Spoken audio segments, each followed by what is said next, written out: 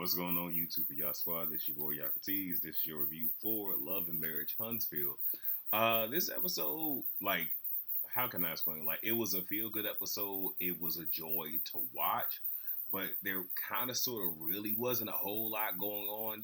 Just one of those where it was just good to enjoy. So I'm gonna see if I can stretch this out as long as I can. Probably not. So they arrive in Atlanta. They're at an Airbnb. It's a $10 million mansion. The mansion looks beautiful. I'm not even going to front. The husbands, they call their wives. And, of course, the women, they just kind of like, we don't know what this is. Don't know if this is a good idea. What the plan is. The men don't know what the plan is because Martel's planning everything. And all of them just like, so y'all going to let the single man plan stuff? Yeah, here's true.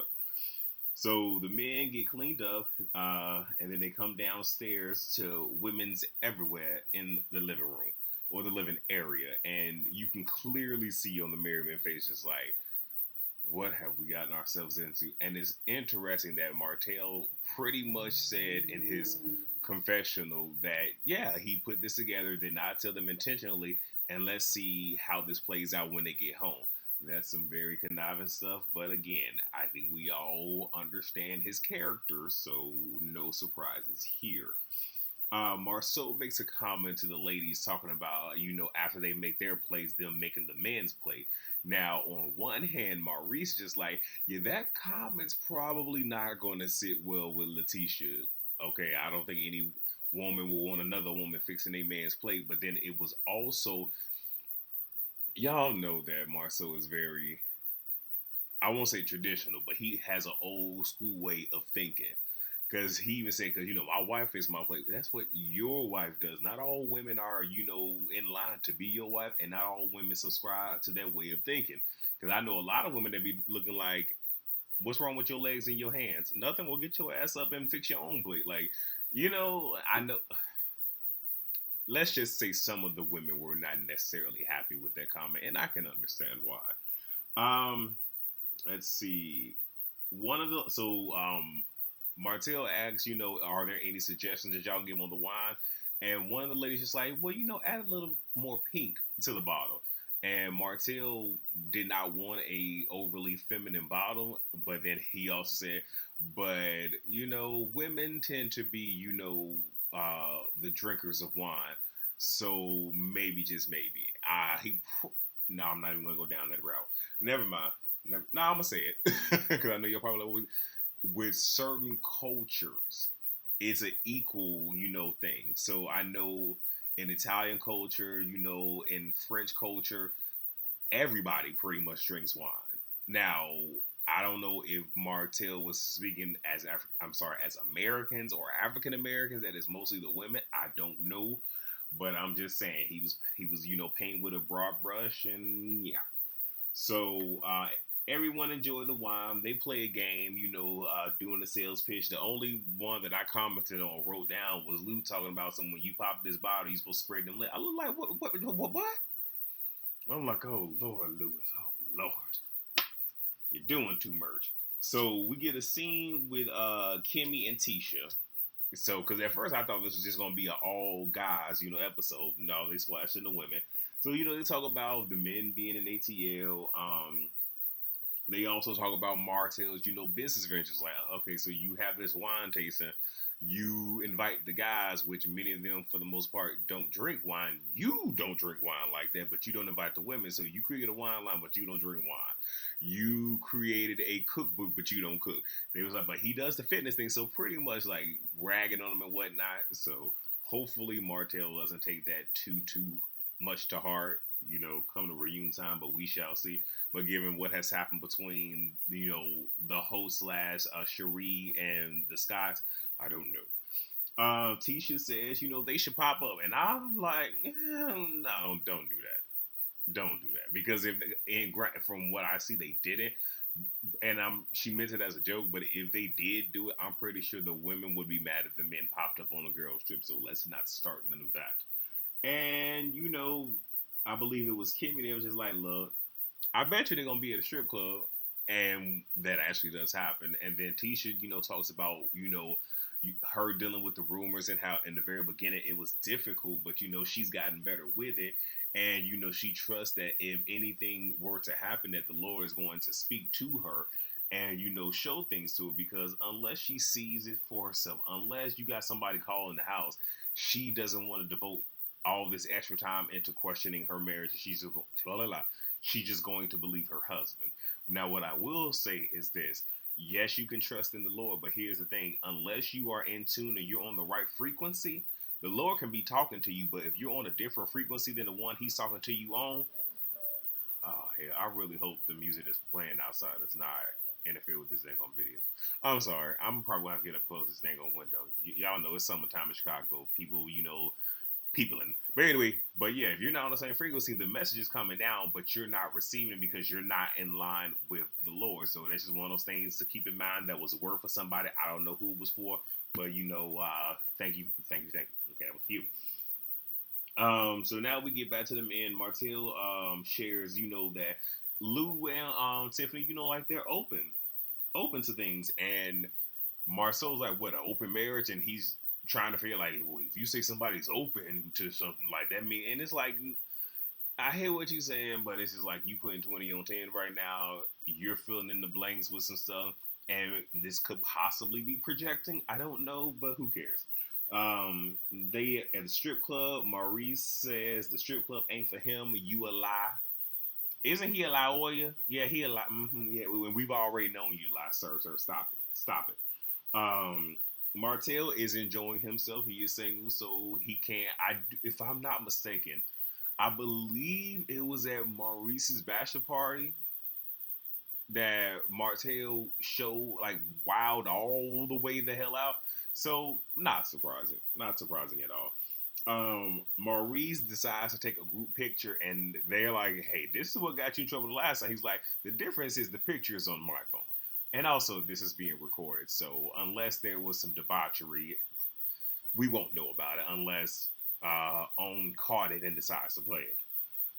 So it's the next day. Marceau, tells Martell, "Okay, you need a third male. The third male's the charm." Ragging on because his ex-wife is Melody, his manager is Melnika. So hey, you need a third one. Like, go ahead and finish this off. We find out that they're going to be going to a rage room, which is cute. Now, what I will say is, because Melnika suggested that, we find out later, and if they really wanted to be cost efficient, they could have just found some old stuff at their house and just busted up their own stuff. But it is what it is. Hey, show something new, and it's not new, but you don't really see this a lot on reality television. So yeah, show some new stuff, get some business going there and whatnot. Then Marceau brings up Martell's mental strength and how he is getting better with everything, and you have to be mentally strong to be able to endure what you have endured and continue to press on and whatnot. He's like, hey, he brings up the new Martell versus the old Martell. Maurice asks Martell about Mel, and he's like, it's difficult.